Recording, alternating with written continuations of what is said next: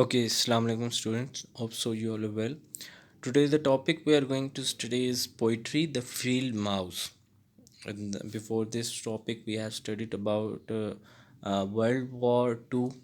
That topic was related to World War Two, and this topic was related. This topic is related to Civil War. So Gillian Clark is the poetess of this poem. Gillian Clark is a Welsh poet who writes in English.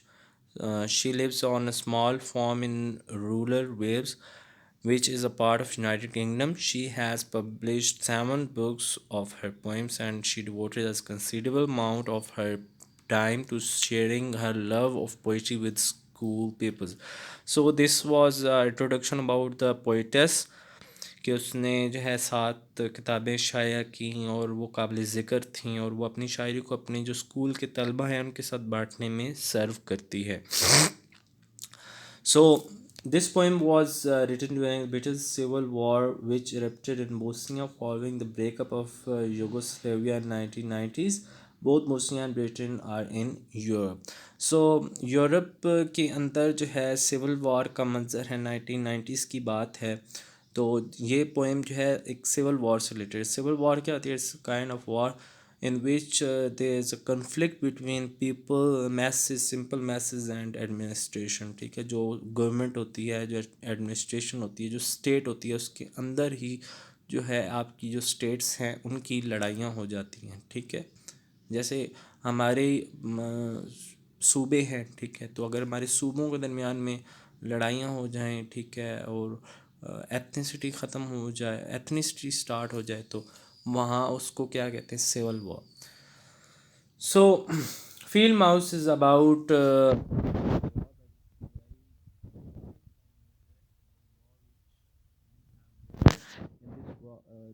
unit of war. The poet does not express her feeling by describing the war directly, but by describing they spent on a farm cutting the hay.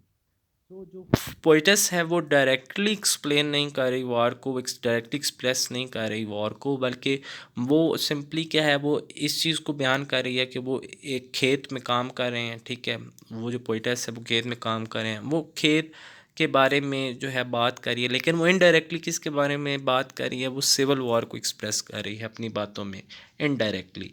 Cutting the हे का क्या मतलब है? जो आपकी फसल होती है उसको कहते हैं, जो खुश्क पकी हुई घास होती है, जो पकी हुई फसल होती है. So starting from the first line, summer and long grass is a snare drum, the air हम विद जेट्स. ठीक है, गर्मा का मौसम है. The long grass is snare drum, जो लंबी घास है वो एक ढोल की तरह है. ठीक है, हवा में जेट त्यारों की भनभनाहट है.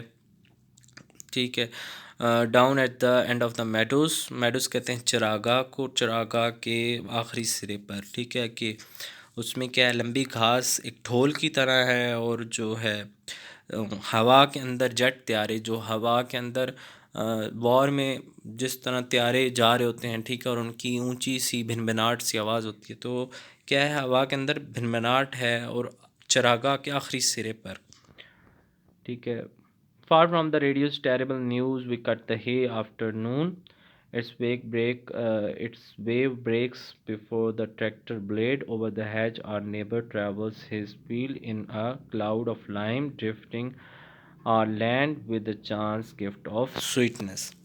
सो क्या है, रेडियो की खौफनाक जो है ख़बरों से बहुत दूर हम खुश घास काटते हैं तमाम से पैर, और इसकी जो लहर है वो ट्रैक्टर की धार के सामने टूट जाती है. ठीक है, तो यहाँ पे एक्सप्लेन कर रही है पोइटस कि हम जो है, अब वॉर चल रही है situation, but we are busy in cutting the hay. ठीक है, हम जो है इन ख़बरों से भी दूर हैं. जैसे वॉर की सिचुएशन हो तो उसमें ख़बरें चल रही होती हैं कि इतने लोग मर गए, ये सिचुएशन है, वो है. तो कह रही है कि हम इन खौफनाक ख़बरों से भी दूर. ठीक है, और हम जो है अपने घास काटने में बिज़ी हैं, और जो इसकी ट्रैक्टर की धार है वो इसके सामने कुछ भी नहीं. मतलब ये क्या कहा जा रहा है कि जो ये जो है घास लगी हुई है, ठीक है, उसको डिनोट करिए आम लोगों के साथ. और ट्रैक्टर का क्या मतलब है कि जो इनसे वॉर कर रहे हैं लोग. ठीक है, तो वो उसके सामने वो आसानी से कट जाते हैं. मतलब लोग आसानी से कट रहे हैं, मर रहे हैं सिविल वॉर में. बाढ़ के पास हमारा जो पड़ोसी है अपने खेत में सफ़र करता है, ठीक है, और it in a cloud of lime drifting our land with the chance gift of sweetness. So चूने के एक बादल में हमारी ज़मीन पर ढेर लगाते हुए मिठास के एक इतफाक़िया तोहफे की, ठीक है। तो अब ये कहा जा रहा है कि जो है इनडायरेक्टली हमारी जो ज़मीन है, ठीक है, उसमें इनडायरेक्टली जो है मिठास के तौर पे, ठीक है, मीठे अंदाज में हमारे जो ज़मीन है उस पर ढेर लगाए जा रहे हैं, ठीक है, चूने के एक बादल में। लाइम कहते हैं चूने को। So the child comes running through the killed flowers. His hands a nest of quivering mouse. Quivering कहते हैं कांपते हुए, ठीक है। शिवरिंग जैसे बोलते हैं कांपना, तो क्विवरिंग का क्या मतलब है, कांपते हुए। एक जो मसले हुए फूलों में से एक बच्चा दौड़ के आता है, ठीक है, और उसके हाथ में कांपते हुए चूहे का घर है। कांपते हुए चूहे का घर है। Its black eyes to pass burning and we know it will die and ought to finish it off. It curls in agony big as itself, and the star goes out in its eyes. Summer in Europe, the fields herd and the children kneel in the long grass, staring at what we have crushed. क्या कह रहा है कि उसके हाथ में एक कामते हुए चूहे का घर है और उसकी आंखें जो हैं वो दूर देखती चिंगारियां हैं, उसकी आंखों से क्या चिंगारियां निकल रही हैं, और हम जानते हैं कि मर जाएगा और उसे मर ही जाना चाहिए, मतलब उसे ख़त्म कर देना चाहिए। और अपने ही वजूद में बड़ी अजियत में बल खा रहा है और उसकी आँखों में सितारा बुझ जाता है, ठीक है। मतलब यह है कि अब जो सिविल वार के अंदर लोग ज़ख्मी हैं उनकी इस पैराग्राफ में, स्टेंजा में बताया जा रहा है कि जो ज़ख्मी हैं, जो अभी बहुत अजियत में हैं, दर्द में हैं, ठीक है, और वो मरने की हालत में है और उनको मर जाना चाहिए क्योंकि वो बहुत पेन में है, ठीक है। और वो उनकी आंखों में अब जो उम्मीद की किरण है, सितारा बुझ जाता है मतलब उनकी आंखों में उम्मीद की किरण ख़त्म हो चुकी है, ठीक है। Summer in Europe feed hurts, ठीक है, और जो यूरोप में गर्मी का मौसम है वो बहुत उनको तकलीफ़ दे रहा है, खेत ज़ख्मी हैं, ठीक है। मतलब समर मतलब लोग बहुत तकलीफ़ में हैं, ज़ख्मी हालत में हैं, ठीक है। तो ये एक वॉर की सिचुएशन बयान की जा रही है इनडायरेक्टली, ठीक है। अब इनडायरेक्टली वो क्या कहती है कि वो खेत ज़ख्मी है, मतलब वो खेतों में काम कर रही है, वो एक्सप्लेन अपनी बातों में खेतों का जिक्र कर रही है, ठीक है, और गर्मी है, ये इस तरह की बातें कर रही है, लेकिन वो इनडायरेक्टली वॉर को एक्सप्रेस कर रही है, ठीक है, सिविल वॉर को एक्सप्रेस कर रही है। Staring at what we have crush, ठीक है, और बच्चे जो हैं लंबी घास में घुटनों के बल बैठे हैं और इसे घूरते हुए जिसम जिसे हमने कुचल डाला, ठीक है। अब वो किस चीज़ को डिनोट कर रही है कि लोग बड़े खौफजदा हैं, ठीक है, कुछ छुपे बैठे हैं, अपने घुटनों के बल बैठे हैं, दे आर गेटिंग फियर। ये इसकी एक्सप्लेनेशन है वॉर की, ठीक है, इनडायरेक्टली वॉर को एक्सप्लेन किया जा रहा है। Before the day done, the field lies bleeding.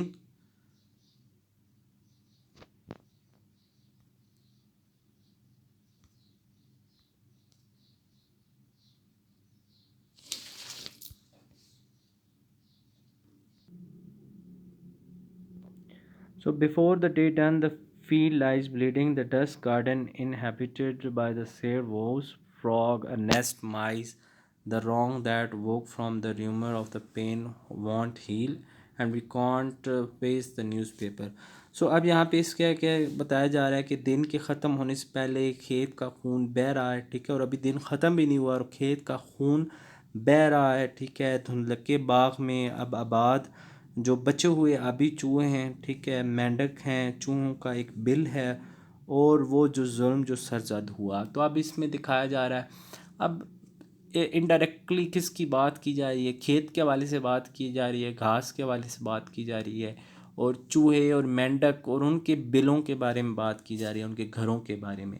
लेकिन इनडायरेक्टली वो किस चीज़ को एक्सप्रेस कर रही है, आम लोगों को, आम बच्चों को और आम लोगों के घरों को, ठीक है। और ये उसको बयान उसका लग रहा है पोइट्री में कि वो बात कर रही है जानवर के बारे में, मेंढकों के बारे में और इस तरह, लेकिन वो सिविल वॉर को एक्सप्रेस करना चाह रही है।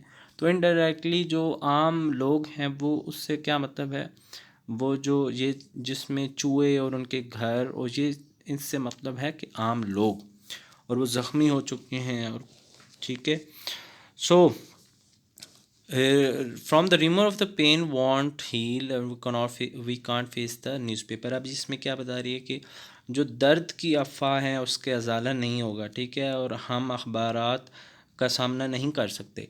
मतलब यह है कि अब इतना नुकसान हो चुका है, कुछ इतने ज़्यादा लोग मर चुके हैं, इतने लोग ज़ख्मी हैं, तो हम जो है वो अखबारात में अगर आप इसको शाया कर दें, जैसे एक वॉर सिचुएशन हो तो क्या होता है कि अखबारात में आ रहे होते हैं, एड्स आ रहे होते हैं कि अखबारात में ख़बरें दिखाई जा रही होती हैं कि फ़लाँ इतने जगह इतने लोग मर गए, इतनी जगह, ठीक है, वो सारी सिचुएशन बताई जा रही होती है, रेडियो पे आ रहा होता है, ठीक है, टेलीविज़न पे आ रहा होता है। लेकिन यहाँ पे पोइट्स क्या कह रही है कि हमें जो है ये नहीं चाहिए, हमें ये सब नहीं सुनना, ठीक है। क्यों क्यों नहीं सुनना? क्योंकि जो लोग मर चुके हैं, जो लोग ज़ख्मी हैं, उन इन सब ख़बरों से उनका अजाला नहीं हो सकता, ठीक है, इन सब ख़बरों से उन वो रिकवर तो नहीं हो सकते। सो हमें ये सब कुछ नहीं सुनना, ठीक है। तो वो क्या है, फील्ड में काम कर रहे हैं लोग। All night I dream the children dance in grass, their bones brittle mouths rips the air stammering with gunfire, my neighbour turn stranger wounding my land with stone.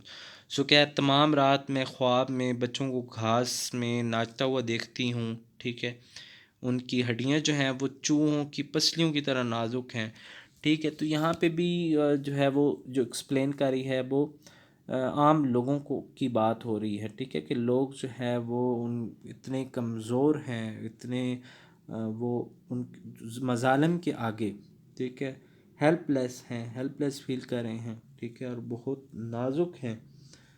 और किन चीज़ों के सामने नाजुक हैं? उन बंदूकों के फायर से लड़खड़ाती हुई मेरा पड़ोसी, ठीक है। अब यहाँ पे क्या नोट किया जा रहा है? पड़ोसी मतलब ये है कि दो स्टेट्स के अंदर वॉर है, ठीक है, तो वो आपस में पड़ोसी ही हैं। सिविल वॉर यही होती है। सो अजनबी मेरी ज़मीन को पत्थरों से ज़ख्मी करता हुआ, ठीक है, तो वो क्या कह रही है कि मेरी अब ज़मीन जो है वो ज़ख्मी हो चुकी है, ठीक है, पत्थरों से ज़ख्मी हो चुकी है, और इसमें बहुत नुकसान हो चुका है। सिविल वॉर में लोगों को बहुत नुकसान हो चुका है। So in this chapter, the poet is actually expressing the situation atmosphere of the war, civil war, but indirectly she is explaining the uh, expression of the war.